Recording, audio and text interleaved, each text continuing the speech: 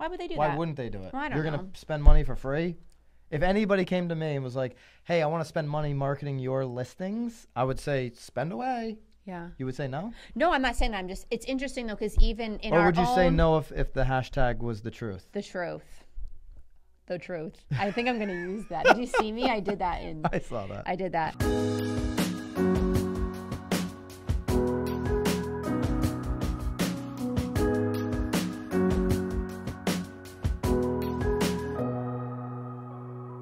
This is Byron Lazine and Nicole White, and you are tuned in to episode 28 of The Real Word.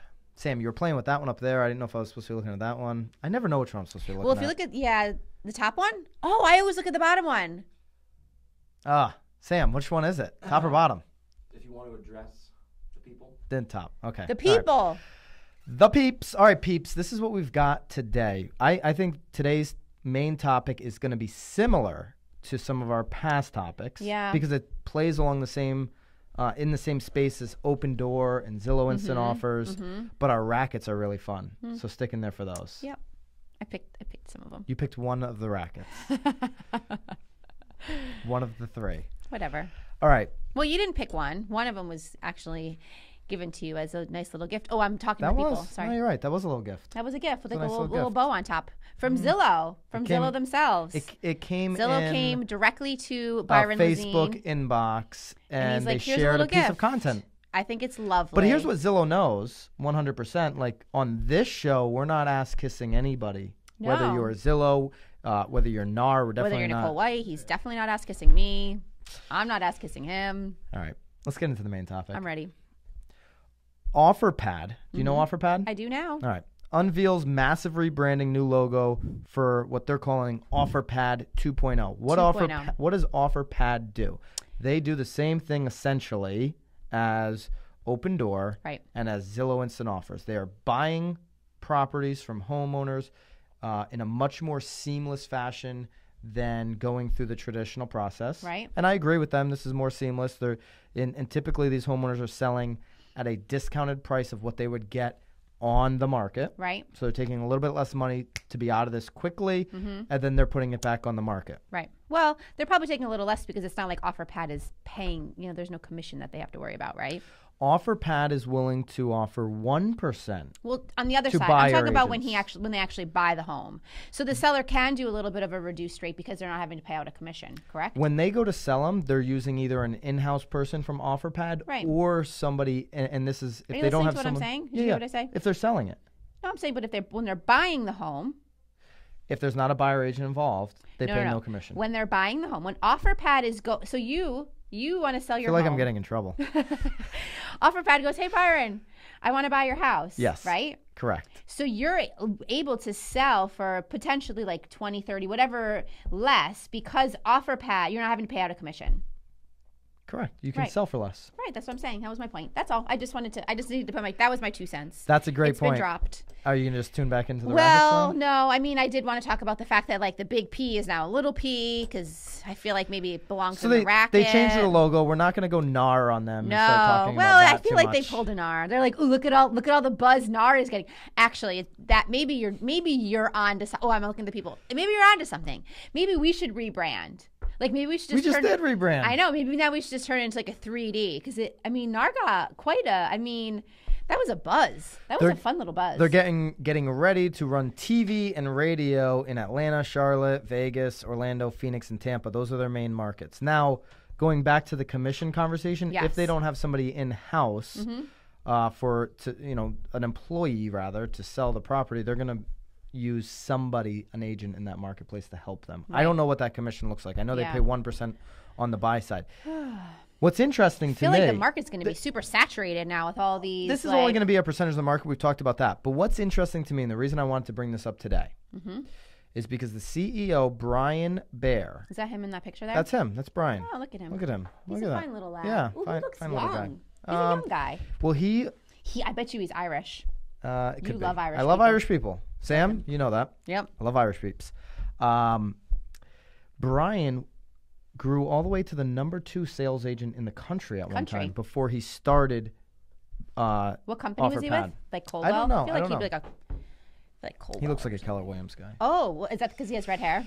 I don't know. I don't want to throw that out there. All my Keller Williams peeps, I love you guys. Oh, he's definitely not an EXP. I feel like he was probably out. He was not EXP. No. Yeah. Before EXP was. Although was EXP may start, I feel like maybe EXP would start going after him. Anyways, so the fact that one of the top agents in the nation started Open Door, and now they're in the third year and they're rebranding because they're trying to compete with giants like Zillow and all the money that's behind Open Door. Mm-hmm. The fact that this guy said, I'm going to give up the number 2 sales business in real estate from an agent perspective in the nation to get into this and offer buyer agents 1% speaks to the volumes of how quickly things are changing. Speaks to the volumes of that commission compression is a real thing. Right. I mean, this is an example, and we've talked about it, instant offers. If a percentage of the marketplace goes to Zillow's instant offers or goes to Open Door or goes to Offerpad, that's an example of commission compression right there, because while they're not giving out a commission or they're giving out 1%, there's less deals for agents to be involved with. Right. So that compresses it right there, right? Of course. And I just think I think not enough of us as agents collectively, if you're watching this and you're an agent or a broker, are having the conversation of how we're going to not protect our commission. I hate that word, protecting our commission. Right. How we're going to evolve and really change our business models in the next 3, 5, 7 years. Right? She gets so like pissed off about this. I'm not pissed off about it. That is the reaction most agents have. And that's why I'm glad that you're by my side. Because I'm willing to have the conversation? Yeah. You sort of like you light a little fire under the ass, because it's so easy to keep just like pushing, right? Just keep paddling. Like we just keep paddling, keep doing. Also, like we have to just keep justifying what are we doing for the, I think it's all good stuff. It's all good stuff. I think the only difference where it's sometimes hard for me to, like, we're in like a really small little town in like Connecticut. Yeah. Like this is still in my mind so far, which again, I'm not saying that like let's all be like ignorant about it. I almost kind of want to be like in Georgia or like in a big city like Atlanta and just sort of like I just kind of want to like feel like I want to feel it. I want to feel what they're feeling. I want to see what's going on. So I've gone down to Atlanta to look at that market, to do a little mastermind with Jeremy Cady. Oh, I love Jeremy. He's the man. What's up, Jeremy? If you're seeing this or listening to it. I think he just had a kid like graduate high school or something. He's got a lot of kids. He has a lot of kids. For a young guy, he's got a lot of kids. I thought I was brave. So JC, when I walked into his Keller Williams office in Atlanta, I mean, there was over 100 people there. Yeah. I mean, this was it's a different, we're and anybody that's in a small market in the country, go to a big market and go to some of these offices. It's a different feel. Yeah. Like you feel like you're walking into almost corporate America. Like people have their own offices, closed doors, like there's meetings over here, meetings over there. It's not like you walk into these little Connecticut Shoreline offices and you have 3 people between the age of 55 and 65 yelling at the admin because their mouse doesn't work or they can't log into email. Like it's a different ballgame. I'm certain of that. It's competitive. Oh, I'm sure. There are actually real players in those markets. It's just, and it speaks to why I said the other day, like we just got a personal award for our team. Congrats, right? I don't even want to pay attention to that. I don't even give a shit about that. I look at what's happening in the rest of the market, and I want to put my goals on top of that. I absolutely agree with that. I mean, the awards mean nothing, really. I mean... Not when you're competing against what I just described. But it means nothing. Like, cool, like you just sold 10 million, but that doesn't... But here's the example, because anything. you say, okay, our little market may not be as impacted as quickly, certainly not as quickly. 5 years ago, or 4 years ago maybe, or 3 years ago, maybe 3 years ago, I'll say, I could get an Uber ride anywhere in New York City. Right. Around here, I couldn't. Right. I can now. Absolutely. Oh, yeah. Even in a small little town, I can get an Uber right now. No, I'm certainly not. I don't want to sound like I'm being stupid. I just, it's exhausting to think about. But because you're in your day to day. Right. But it's kind of exciting. Like I just feel like I need to get in there. Like I want to kind of feel it a little bit, So it's just interesting to pay attention to. Pay attention to Open Door. Absolutely. Pay attention to Zillow Instant Offers, and pay attention to Offerpad. They've obviously dumped money into the rebrand. They're not going away. They're going to try to compete with the big dogs. Yeah, I mean, the little P makes like a huge difference. The little P. It's congratulations. Drop us a little P. Do it. If you're listening.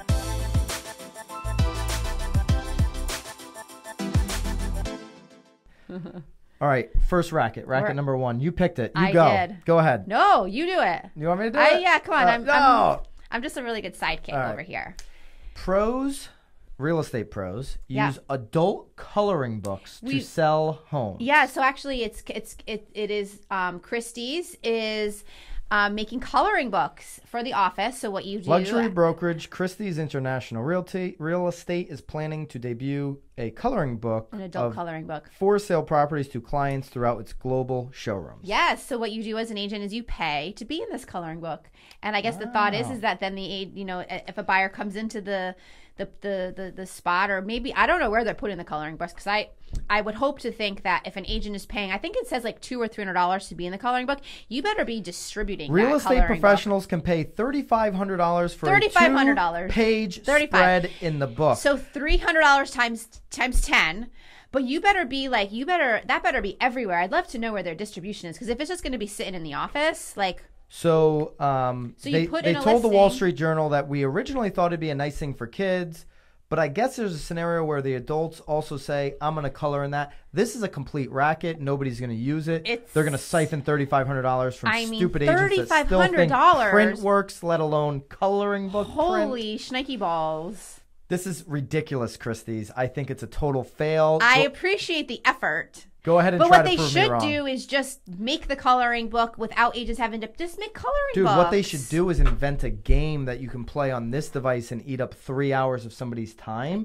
Because, like, if I'm playing this game that Christie's invented, like I used to play when I was Fortnite. When I was a young kid, I used to play The Sims. Should be like agents, like competing for listings and like an agent video game. Giving like a bottle of wine and seeing them get drunk and they lose the listing because like they were too hungover the next day. It's like Sims 10.0, like Sims for real estate agents. It could totally be like an agent game. It could. That literally. Do we know that's anybody a winning who model. do anything like that? Apps are really expensive. That would cost us. That would actually. I would spend my $3,500 on that. The coloring book to siphon money out of your agents is a complete fail. It's a racket. It's kind of mean. Yeah. But all right, let's go to next racket number 2. Yes. Which I'm super excited about. Woo! Actually, let's do this, Sam.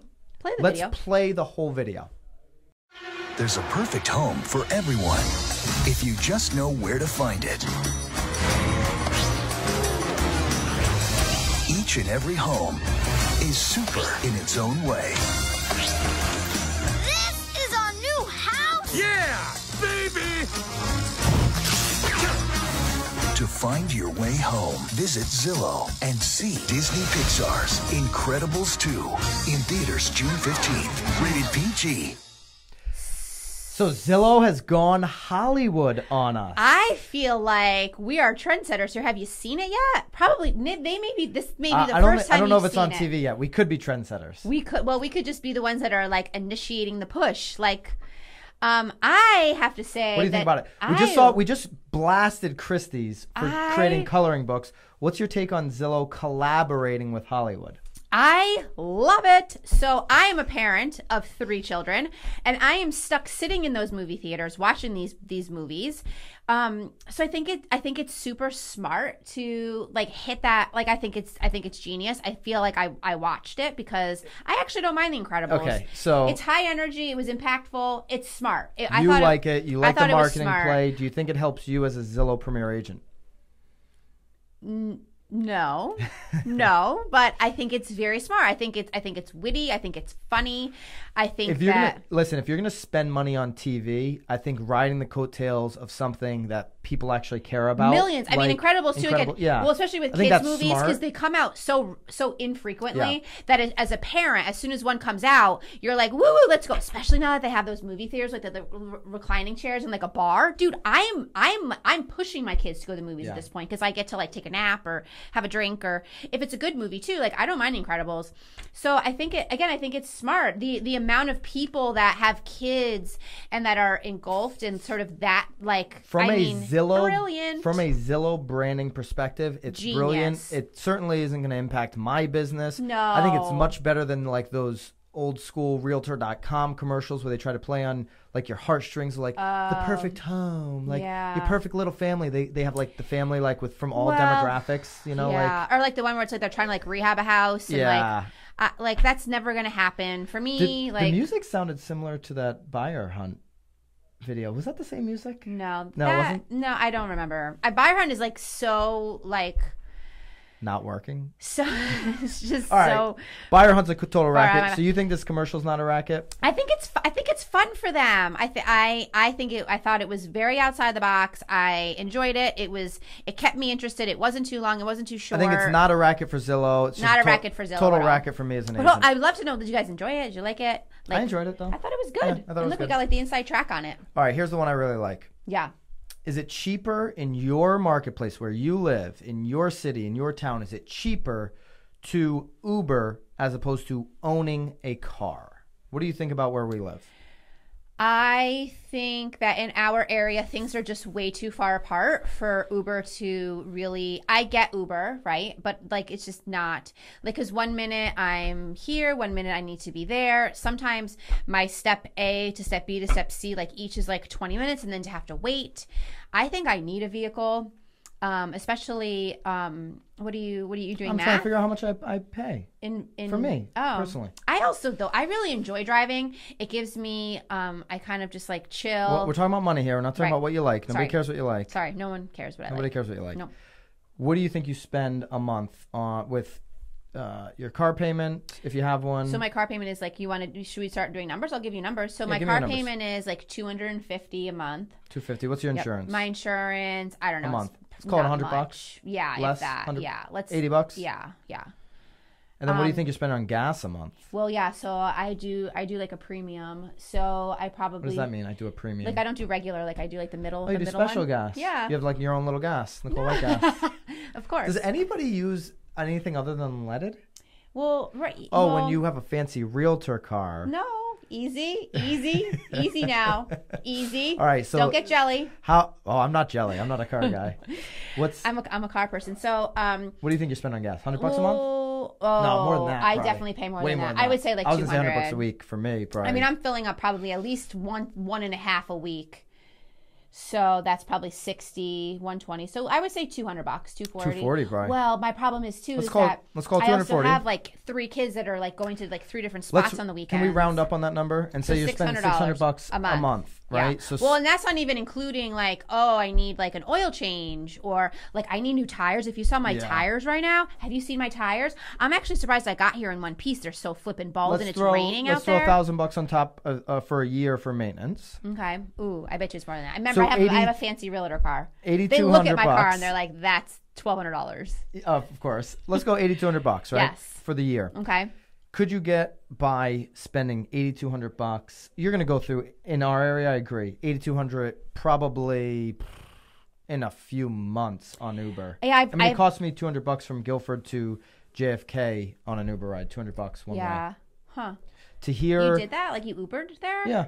To here, Niantic to Guilford, you're about $1 a minute if it's a 30-minute drive, so like $30. Yeah, it seems expensive because again, it's like, oh man, I want like a coffee. I always stop for a coffee, or like I need lunch, or I could spend 2 hours in my car a day, so say or that. I have some sellers that like, oh, I left myself out, so you have to like drive over there because you have the other key, like just silly things. I would go. I'm going to average about $3,600 a month if I Ubered in this location. Yeah, and so I'd be ripping through your $8,000 in 2-3 months. So we're out. If you're in a small little area and you got to drive everywhere, seems like a half hour, you're out. I get it in the city because like parking. Absolutely. God, I'm horrible with patience. Like, do you know how many parking tickets I would get? Oh. I went to Yukon and like I hated to park in the X lot because it was such a far walk to my dorm. My parents. Do you think anybody cares about your college fees? No, I'm just saying that I racked up tons of like parking because I just parked and then threw the flashers on. Sam, I want you to put this chart up. In New York City, it'll cost you $218 a week if you own a car. $142. I think that's probably pretty close, right? $142 a week if you Uber. Huh. Wait. Oh, because they're talking because parking. New York we're City. Saying so this is weekly commute costs. Weekly. So personal car versus Uber. Chicago, $116 personal car, $77 Uber. Washington D.C. $130 versus $96. You go over to Dallas. Yeah. Where Dallas, I've never been to Dallas. I've been to Dallas. So tell us about it. Dallas. Is it similar to and it's interesting that LA is cheaper for an Uber because LA, you got to drive all over the place everywhere. And I imagine Dallas is spread out like LA. Yeah. Well, I don't know if I believe this LA stat, just having been to LA. It's got to be really difficult to Uber around. It's talking about. It looks like it's talking about carpooling too, though. So maybe there's a little bit more carpooling. Well, this is UberX or carpooling. Yeah. So they're really basing it off of if you're going to be strategic and you're going to like be that person that I'm actually surprised in drives general, to a gas LA station is to save that gas. low. I mean, why is LA? You can't talk over me. You know, if people are listening to this, do you know if people are listening and not watching and you talk over me? You know what it sounds like? Me. Well, my words don't make it. Sam totally takes your. I've noticed on the Instagram stories. Sam, do I have better? He always says Byron's words over mine. But I feel like people want to hear me because I drop. Well, you only talk when I talk, so it's tough to hear you. You know, here's what I think. I think these stats are based on people that are like coupon people that'll drive to another gas station to save 10 cents. So like if you're like, oh, it's cheaper for me to pool right now, UberX. I think this is a total racket so far. Total racket. You know, she's pissed. She's done. She's done. She's done. The show's over, folks. Today's show is over. Well, you ended it, so. All right. Let us know what you think. And I'd love to hear if in your market it's cheaper for you to Uber than it is to own a car. I think it's a total racket right now. I still think it's cheaper to own a car. But I think we're getting very close to automating that process. When you take the driver out of the equation for the Uber, that's when that shift can happen. Absolutely, I agree with that. Similar to when you take the real estate agent out of the transaction. That's when you can start saving a lot of money. Which again, I don't think is going to happen. Or you take the co-host out of the situation. When you take the co-host out of the situation, does the show get better? Tell us, and we'll see you next week on The Real Word. Wow. Let's see what happens at 29.